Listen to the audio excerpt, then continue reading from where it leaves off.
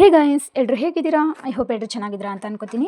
ನಾನು ವೀಡಿಯೋಸ್ ಮಾಡಿ ತುಂಬ ದಿನ ಆಗಿತ್ತು. ಆ್ಯಕ್ಚುಲಿ ನಾನು ಜಸ್ಟ್ ಶಾರ್ಟ್ಸ್ ಮಾತ್ರ ಅಪ್ಲೋಡ್ ಮಾಡ್ತಾ ಇದ್ದೆ.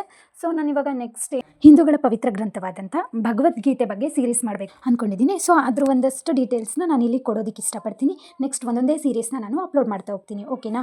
ಬನ್ನಿ ನೋಡೋಣ. ಮೊದಲು ಭಗವದ್ಗೀತೆ ಅಂದರೆ ಏನು, ಅದ್ರ ಬಗ್ಗೆ ಒಂದಷ್ಟು ಡೀಟೇಲ್ಸ್ ತಿಳ್ಕೊಳ್ಳೋಣ. ಭಗವದ್ಗೀತೆ ಜೀವನದ ಅತ್ಯಂತ ಮೊತ್ತಾದಂಥ ಜ್ಞಾನವನ್ನು ನೀಡುವ ಅಪರೂಪದ ಗ್ರಂಥ.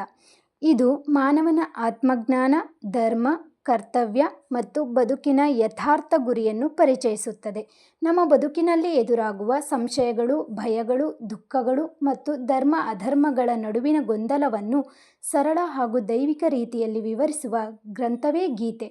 ಭಾರತದ ಪವಿತ್ರ ಧರ್ಮಗ್ರಂಥಗಳಲ್ಲಿ ಗೀತೆಯ ಸ್ಥಾನ ಅತ್ಯುನ್ನತ.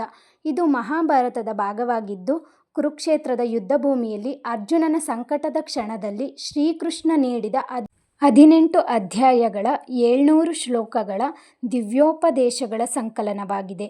ಈ ಉಪದೇಶಗಳು ಯುಗಗಳಿಂದಲೂ ಮಾನವನ ಜೀವನಕ್ಕೆ ಮಾರ್ಗದರ್ಶಿಯಾಗಿ ಬೆಳಕು ನೀಡುತ್ತಿದೆ. ಧನ್ಯವಾದಗಳು. ಮುಂದಿನ ವಿಡಿಯೋದಲ್ಲಿ ಸಿಗೋಣ.